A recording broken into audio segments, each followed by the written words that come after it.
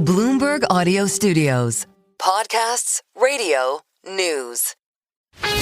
This is Bloomberg Businessweek Daily, reporting from the magazine that helps global leaders stay ahead, with insight on the people, companies, and trends shaping today's complex economy, plus global business, finance, and tech news as it happens. The Bloomberg Businessweek Daily podcast with Carol Massar and Tim Stenivek on Bloomberg Radio. We did, though, also kick off today with something that just kind of is staying with us.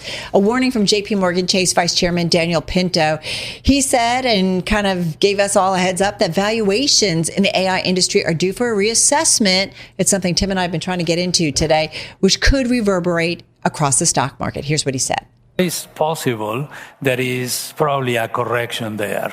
And that correction will also create a correction in the rest of the segments in the S&P and in the industry, because you are probably, in order to justify these valuations, you are considering a level of productivity that it will happen, but it may not happen as fast as the market is pricing. There you have it, JPMorgan Chase Vice Chair Daniel Pinto. Earlier today, that was at the Bloomberg Africa Business Summit in Johannesburg. Curious what buy or sell signals our next guest is seeing. Great to have back with us Vance Howard, CEO and Portfolio Manager at Howard Capital Management. About $6 billion in assets under management. He joins us here in the Bloomberg Interactive Brokers studio. This is the question we've been wanting to ask you since, last time we spoke to you. Is the HCM byline model telling you to buy or sell right now? It's telling us to buy. The HCM byline's positive. Any pullback's buyable till it changes trend, and sort of discard the noise and just buy what's actually happening. The market's very, very healthy. You've had 6 great months. I mean, how do you not have a pullback after 6 months? Just one step back. Explain the HCM byline model and the data it takes into account, and then what it tells you to do. It's a non-emotional, mechanical, repeatable process, because I want to take as much emotion out of it as I possibly can, which is incredibly challenging with the amount of things that are thrown at each and every one of us every day. But it's a math-based tool, and it's just a trend indicator, and we think it's a very good trend indicator. It's done very well for us. Perfect, no, but good, yes. So. Does momentum, though, the momentum trade mess it up at all?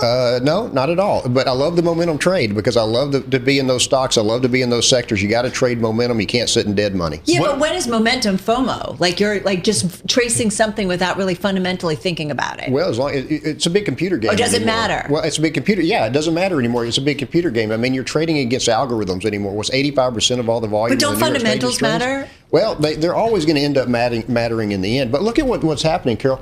When you look at what's happening with AI, look at what's happening with Tesla and that robot they're coming out with, Optimus. How much is that going to make an impact on so many companies' profitabilities and earnings per share? That's if they come out. That's if they come out with the robot. Do what? That's if they do come out with the robot. I think 2026 he's going to. You think so? Oh, yeah.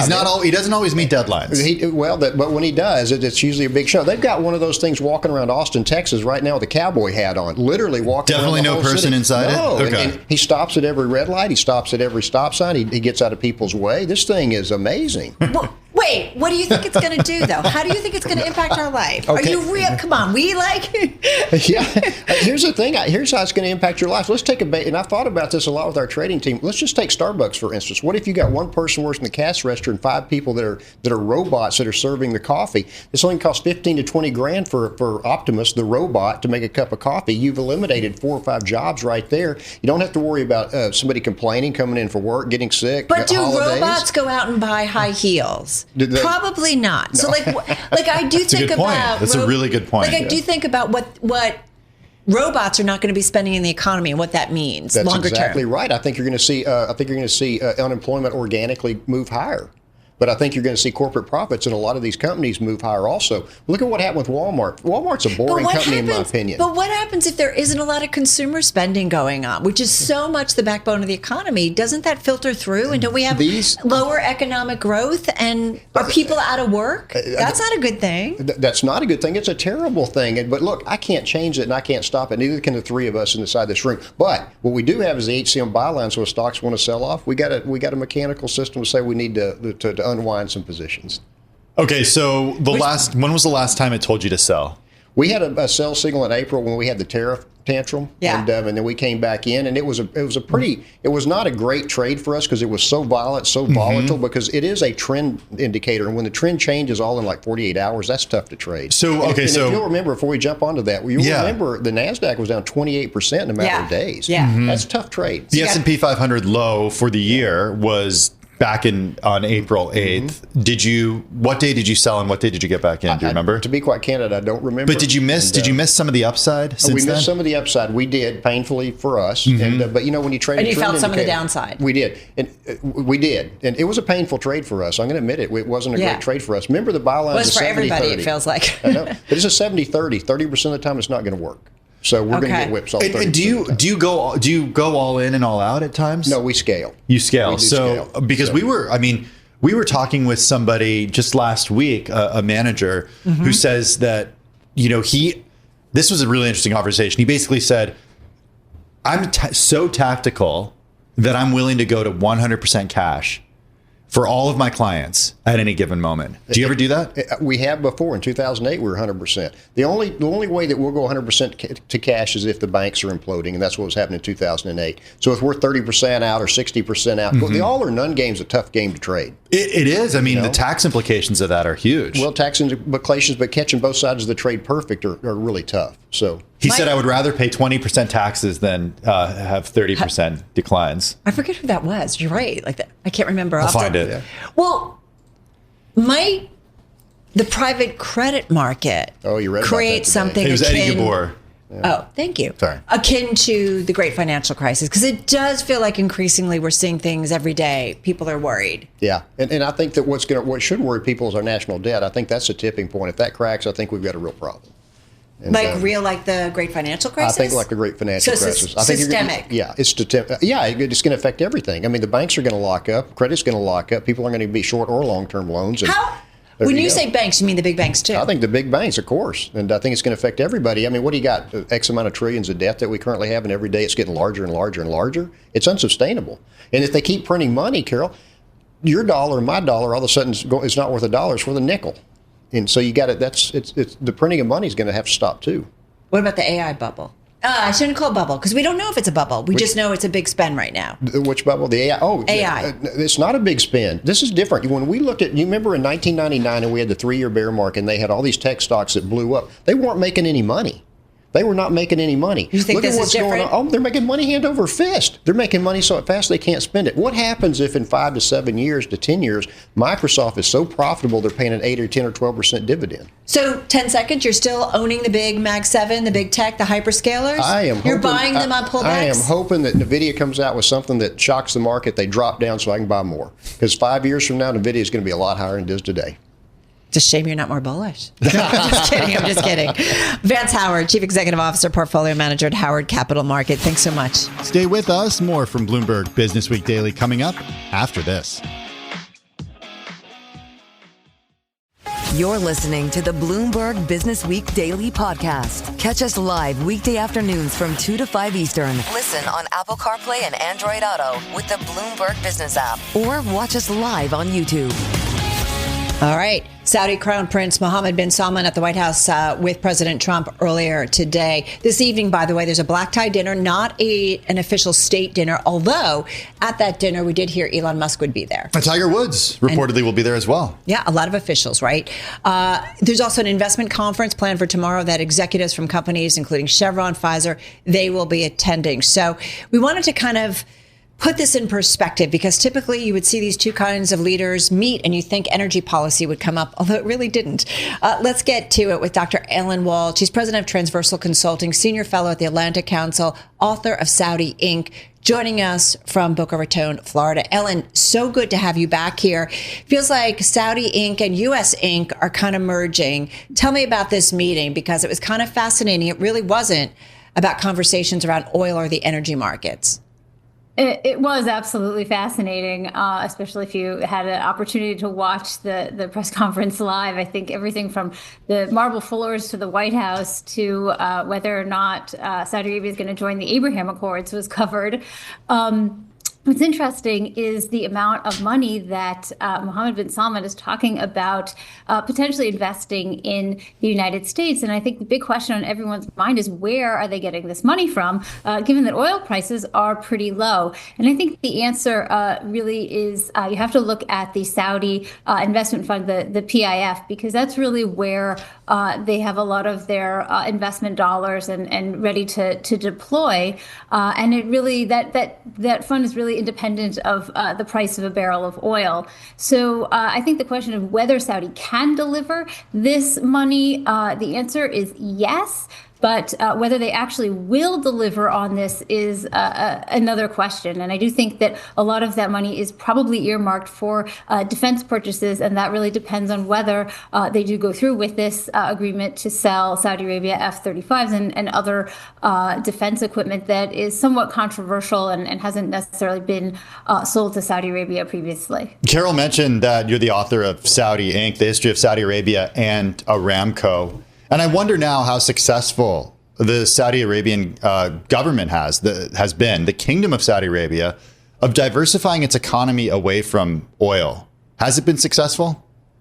That is a really great question. And I think the answer is, if you're looking at and you're trying to say, have they achieved the goals that they set out to achieve when they announced their big plan to diversify from oil? The answer is no, they have not really achieved those goals. I think really a lot of those goals were not achievable goals. What they have done is they have introduced some very important changes that I think can certainly help make the Saudi economy more robust over time. We're talking about making it easier for foreigners to visit the country, both for tourism, but also to work, opening up the workspace for women, and important societal changes like that, I think in the long run will help diversify their economy. But if you're asking whether their economy is still very much dependent on the energy industry, the answer is yes. Aramco, on the other hand, has over the past 50 years, I would say, significantly diversified itself from simply an upstream company that sold a lot of crude oil to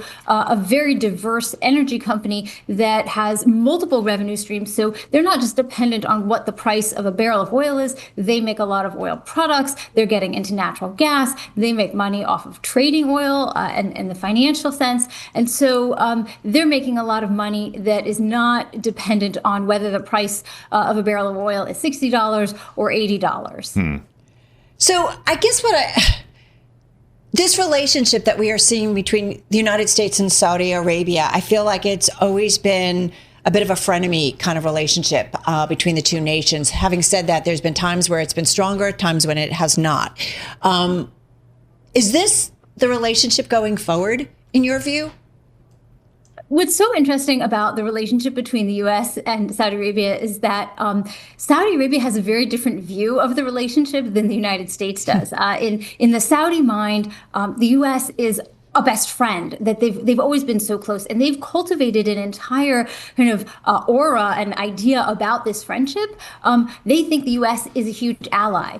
If you look at it from the U.S. perspective, Saudi Arabia is, at least it can be, a strategic partner, but Saudi Arabia would not be considered an ally to the United States the same way Great Britain or Canada might be considered an ally. And so I think that leads to very different opinions about what exactly is going to go on. So, whether or not, Saudi Arabia has a defense agreement, yes, traditionally we have had defense agreements, but from the U.S. perspective, that's not always so guaranteed. If it's beneficial to the U.S., then it will happen. But it's not necessarily a guarantee. It's not necessarily this allyship that the Saudis often perceive the relationship to be. Well, it's interesting when you say Canada and the UK, and in particular Canada, I feel like, it looks almost a friendlier relationship between the U.S. and Saudi Arabia than it certainly does between U.S. and Canada right now. I guess my question really, Ellen, is, are we laying the ground for whoever is in the White House next, be it Democrat or Republican, that this is the relationship, or could it change and get different depending, again, who is in the White House? I think that there's always kind of a baseline, and you could see that when Trump was kind of fishing for a compliment from MBS, as oh well, he's the best president. They've had the best relationship with Trump, and MBS kind of answered that with, well, we've always had, Democrat or Republican, we've always had good relations with presidents of the United States, and then he mentions Reagan as a particularly good one. So I think that MBS is certainly looking at this as he's got to lay the groundwork for his good relationships with presidents that are going to come after Trump, whereas Trump is seeing it as the here and now. The military balance of power in the Middle East, the potential F-35s that Saudi Arabia could get as a result of making a deal with the United States. President Trump said he would approve selling the F-35 fighter jet to Saudi Arabia. I'm just wondering how that changes the balance of power when it comes to the militaries in the region, especially with regard to Israel, which for years has been a U.S. ally, and also what U.S. interest the U.S. would have an interest in selling F-35s apart from getting the revenue to a U.S. company. Exactly. I do think from Trump's perspective, he thinks that the F-35s are the greatest airplane ever to be made. And so he loves that everybody wants them. And so it's more of an economic issue. I think from the Pentagon's perspective, they're looking at it as more of a strategic issue. Now, the UAE apparently got assurances they would be able to purchase these when they signed the Abraham Accords. And it was believed that this would also be a condition for Saudi Arabia. I think it's very, very clear now that Saudi Arabia is not going to join the Abraham Accords. They're not recognizing Israel unless there's an assured path towards a Palestinian state. I don't see that happening anytime in the near future. So I think we're kind of going to be at a standstill here. And if the Pentagon has severe concerns about it, I think it may not actually go through as much as Trump wants it to go through. Is that more tricky, or is it the AI chips that are more tricky? And does Saudi Arabia need both? The AI chips are very tricky. I do think that that's really what's going to be the focus of this investment meeting and this dinner, is that the PIF wants to make these investments in these firms because that's their way of kind of getting their hands on this technology. I think from the U.S. national security perspective, they don't want their chips to be in any connection with Chinese technology equipment. And so there are serious concerns, cybersecurity concerns there that are going to have to be dealt with. But I do see the PIF potentially making investments in these firms. I don't see necessarily us producing semiconductors and chips in Saudi Arabia, but I do think the Saudis can make a case to try to get data centers in the kingdom, particularly if they can assure the security of the equipment in their country, and also if they offer, basically free land and free energy. I could see that being a very powerful draw. All right, great stuff. Ellen, thank you so much. Dr. Ellen Wall, president of Transversal Consulting, senior fellow at the Atlantic Council. Stay with us. More from Bloomberg Businessweek Daily coming up after this. This is the Bloomberg Businessweek Daily Podcast. Listen live each weekday starting at 2 p.m. Eastern on Apple CarPlay and Android Auto with the Bloomberg Business app. You can also listen live on Amazon Alexa from our flagship New York station. Just say, Alexa, play Bloomberg 1130. All right, we're going to stay on global relationships, the economies that drive them, and turn on over to Dr. Adam Posen. He's president of the Peterson Institute for International Economics. He joins us from, I believe, the nation's capital on this Tuesday. Yes, Washington, D.C. Dr. Posen, good to have you back here on Bloomberg and on Bloomberg Businessweek Daily. These relationships, I first got to ask you, watching the relationship, what seems to be a very close relationship between the United States and Saudi Arabia, and I think about their economies. How do you see it? What's significant for you here in watching this? Thank you, Carol, for having me back on Bloomberg Businessweek Daily. I want to pick up on some things you discussed with your previous guest, which is there is a huge economic, leaving aside the national security incentive, for Saudi to behave in this way, in that MBS, the Crown Prince, has very definitely been seeing part of his agenda to try to transition Saudi away from overdependence on export of fossil fuels. And it's the right thing for them to do from the economic perspective. And obviously, Saudi for many decades has been accumulating surpluses of cash and trying to invest them. They've been trying to diversify. I wouldn't go quite as far as your previous guest did in extolling how much Aramco's diversified, but they've been trying. I think the deeper integration with the U.S. is a path towards that, and it is a credible path towards that. That's not to say they haven't been doing a lot of good things in terms of domestic investment and on the economic front on liberalization. They have. And I know a lot of very serious money investors who are very excited by this. But just to say this puts them on the path. For the U.S., however, I think it's less important economically. It is more about the security relationship, or at least it should be. There's never been a shortage of people willing to invest in the U.S., or at least with the exception of a few years in the late 70s and early 80s, not since 1900. And that remains the case, even though things are happening to make the U.S. a little less attractive. So for the U.S., I think there has to be more of the security diplomatic conditionality. Just simply getting Saudi investment in the U.S. is not that big a gain. What type of conditionality, especially in exchange for F-35 state-of-the-art jets? Well, Tim, I think that's the right question. And I would not say it necessarily needs to be tied to Israel recognition in the Abraham Accords, but it needs to be tied to something of that caliber. So maybe it's something about how they're relating to Iran, or something about the Saudi mutual guarantees with Pakistan, some sort of agreement on how the Saudis will influence Pakistan. Or maybe it's about the investment which the Saudis have indicated they're willing to do in rebuilding Gaza and dealing with what will be refugee issues there. All I'm saying is that it has to be something substantial. But I also think you want the F-35s, of course, are a big carrot, but you also want to think of it in terms of the relationship. And this is what is key, whether it's UK or Saudi or Japan. So. Adam, you talk about relationships, and I think about something that came up, questioning by reporters of the president and MBS while at the White House, and that is about kind of the relationships that the Trump organization has with Saudi Arabia on business deals. And we have a story in the Bloomberg about the Trump organization planning a luxury resort in the Maldives with a Saudi Arabian partner. It's just one case. I'm just curious, you've watched, you've talked about, you've analyzed different administrations. This kind of what seems to be a mixing melding. I know the president answered the question. He said, I have nothing to do with family business. But how do you see this? No, I appreciate your asking that, Carol. And I don't want to be mean, but it doesn't matter whether the president literally in the narrow sense has nothing to do with it or not.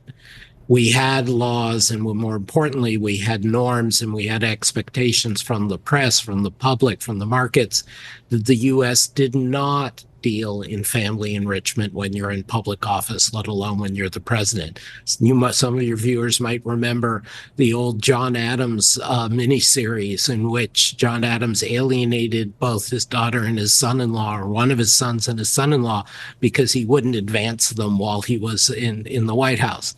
And what matters is this very strong perception, which is obvious in Qatar, in the United Arab Emirates, and Saudi, but even with the gold that was offered just the other day to the president, that there is this perception that you link things. Now, I don't want to over dramatize this. There are a lot of countries in the world, including Saudi, including Turkey, including China, where this kind of ties go on between the leaders' families and chosen friends and foreign policy and other governments.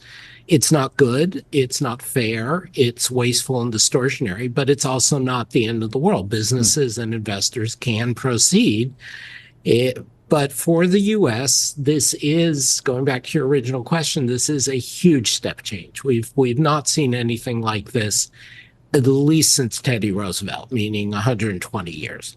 So just to be fair, because we certainly get feedback from our audience, and to say that the president says, I'm not involved, though, and we've had, any president that walks into the White House, Republican or Democrat, certainly has allegiances to industries or so on. I agree. It's never going to be absolute. And we all know the stories of people going back to Jimmy Carter's brother selling beer, that there's always relatives who try to profit on these things.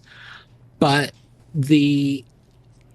so again, this isn't about ascribing malevolent intent, but you want to have a system in place where people expect and feel, particularly investors, but also average citizens expect and feel that this is an exception, not the rule, that you occasionally have the rogue family member, but that on the one hand, policy choices are not being driven and being perceived as driven by these things.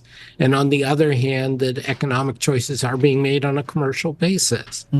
And that's why no matter how many times people of different parties and different administrations or appointments fail on this front, you want to have a system of scrutiny and rules and presumptions that discourages our elected officials from being so overt about it. I think, to be fair, the Trump administration and the sons of President Trump and Secretary Lutnick and the Middle East negotiator guy and all these people, they're being very open. And I think that in one sense does matter, like they are with crypto. But in another sense, that doesn't solve the problem, because then the perception is still people are being favored, decisions are being made on a bad basis. You have to offer gold crowns or hotel deals to make things happen. And transparency doesn't necessarily negate actions, right? Yeah. Well said. Dr. Posen, you said it's not the end of the world if we're in a situation such as this, or in a society such as this. But it's not the end of the world. Yes. But I'm wondering if there are potentially long-term economic repercussions that happen in societies that don't necessarily have the same rules in place. If we can look to history or modern history to get an understanding of what the implications of that could be in the U.S. in your view. Oh, I think they're enormous. I think then, because it's the U.S., which, as I've argued, Tim, has been the linchpin of the rules-based, law-based system of economies since World War II, it has repercussions around the world, because it means the U.S. is not only enforcing the norms against this kind of corruption or perceived corruption or tied political choice-making. It means that the U.S. is setting an example that you can get away with it, and other people should get away with it. And it breaks down the regimes and the operating principles we have to deter these things. So when I say it's not the end of the world, I don't mean to suggest it's not very harmful. It will reduce the returns on capital. It will reduce the ability of average people and normal businesses to get access to opportunities. It will divide the world. It will increase instability in investment markets. It will waste public money. It's bad in a lot of ways. I just merely want to be very clear that though it's unusual for the U.S. in the last 100 plus years to behave this way, in our long ago history and in other countries around the world, this has taken place, and that there have been much smaller, much less overt examples of this by previous U.S. administrations. Well, and just thinking about all you've just said, Dr. Posen, and then kind of squaring that with the recent government shutdown and the domestic issues that kind of came to the forefront, the 1 in 8 Americans who are on some kind of food assistance or food stamps, the amount of Americans that are just struggling to put food on their table, a roof over their head. I want to bring it down then with so much focus on global issues. And some would say when you're president, you have to look beyond the U.S. borders as well as within the U.S. borders. But having said that, what is it that, is maybe being ignored in your view domestically that's really got to be addressed? Again, you're asking very profound questions. I'll just say that in an enlightened administration, the reason you get involved in the rest of the world is because it ultimately is if you set up a rest of the world that feels safer and less corrupt and more stable and less subject to disease and refugee flows and wars, that's ultimately to the benefit of the average American. And if you have open and free commerce on a rules-based basis, that raises American opportunities and American citizens' purchasing power. So I agree with you. There's a question of how you prioritize, and this goes to the point with Saudi. I'm not sure that that should be the biggest priority of an American administration right now. It's fine. You can walk and chew gum. It can be one of the things. So when you say what's in the domestic front, I think the removal of healthcare support, subsidies and access to Medicaid and to all these Obamacare-related things is going to materially affect the health and well-being of millions of human beings in the U.S. And that is bad economically, but it's bad in human terms. I think the reduction of options through the anti-migration policies, through other policies that make it so more people, mostly women in late middle age, have to stay home to be caregivers to elders and to children and to disabled people is materially bad for humans and is a huge pressure on people. And I think the combination of anti-migration policy, attacks on the Fed, tariffs, deal-making, some of which looks corrupt, all adds to a more inflationary environment, which reduces real incomes for people. So there's a whole bunch of things on the domestic front. But I just want to say that it's not about choosing the global versus the domestic. It's about choosing the self-interested versus the public welfare. I think we need to leave it there. That I got to say, sometimes I'm in awe of our guests, and I certainly am on this Tuesday. Dr. Posen, thank you so much. Really appreciate all we could. Thank you for having me. Same here. Thank you for joining us. Dr. Adam Posen, president of the Peterson Institute for International Economics. Stay with us. More from Bloomberg Businessweek Daily coming up after this.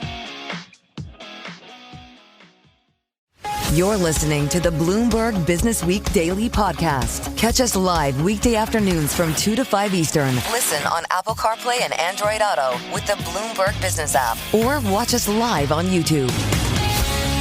A lot to talk about with our next guest. It is our weekly discussion on women, money, and power, where we explore the economic implications of the wealth shift of money to women and really how to navigate them. We welcome Stephanie Gill. She's Chief Investment Officer at Robinhood Markets. She's here in studio. Stephanie, good to have you here. There's a lot going on. I kind of say that. Tim and I say that. It feels like almost every day. Mm-hmm. Let's start broadly with the market environment. We've seen quite a pullback in a lot of risk-on assets, whether it's the Mag 7, whether it's Nvidia, whether it's semiconductors, whether it's Bitcoin. Is this a market reset, a sell-off, or a market crash that we're kind of getting near, or neither? I think or none of the above. I think it's correction. So I don't know if one of those was part of that. But I think it's a healthy correction. You get them every 1 to 2 years. Sometimes we forget that. And we just got off of a period of no data. Valuations had gotten really high, and there is a legitimate question around how much companies are spending versus how much they're making in terms of cash flow, and in the largest companies. So that's going to affect the broader market. So you're talking about big tech and AI. I'm talking about big tech and AI, and obviously Amazon's borrowing, outsizing it to $15 billion doesn't necessarily help that narrative. So I think you just need to start seeing proof that there's a return on invested capital. There are other things that are working, though, in the market.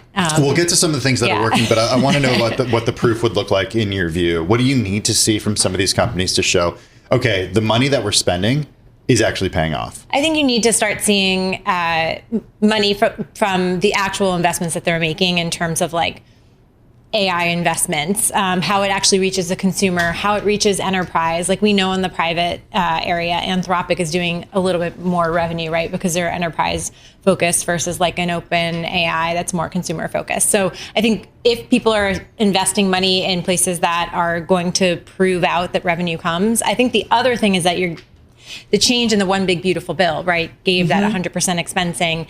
And that's kind of something that I'm looking forward to in the future as well, which is like that's not just AI investing, but also in other tech and infrastructure. And like that can start to lift the market too. One of the things I wanted to ask you about, you shared some notes with our producer, Ariel Agami, and you said, or you noted, global markets have fundamentally changed. Individual investors are now a core part of the financial ecosystem, reshaping how capital markets function. What was once the domain of institutions is now open and accessible to millions of individuals worldwide.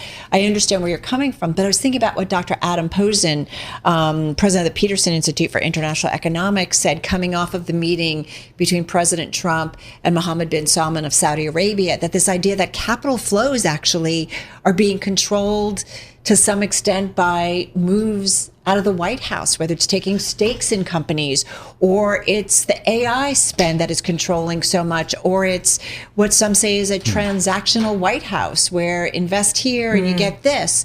It's very different in some regard, in a lot of ways from what we've had in the past. I've personally never watched so many political shows in my career of over 20 years. Like that is part of what you have to know as an investor. But it makes me question, like, do individual investors really still have a lot to say here? I think they do, but not necessarily in the biggest companies. Like I think they actually are seeing, some of the individual investors, I think, are seeing things before the institutional investors, and that many are so aligned with the White House and what they're doing that they're like, this is what I think the future is. I also think that it's not necessarily showing up in the largest companies. There are other companies, smaller ones, that they kind of gather together and sort of community invest. Those aren't the biggest companies, but they are ones that are more volatile, but they have a longer time horizon. Most of the people on our platform are average age of 35. More than 2/3 of our company is millennials and Gen Z. So that's what, I think it's the same thing as being on a trading desk and kind of talking about investment ideas together. Now they're in X doing the same thing. And Steph, they're probably watching crypto closely too. Yes. Bitcoin down 25 to 30%, depending on when you look at it, from those all-time highs just last month. Yeah. What does that do? Not for your customer and not for the Robinhood user, but what does that do for sentiment, or does it give any indication of sentiment? I think it does, because you have seen actually some really big institutions sell some large positions too recently, not just in Bitcoin, but obviously in Nvidia and other names. I think, but then there was buyers too from Berkshire Hathaway. I think those that play in the crypto space are very used to large swings.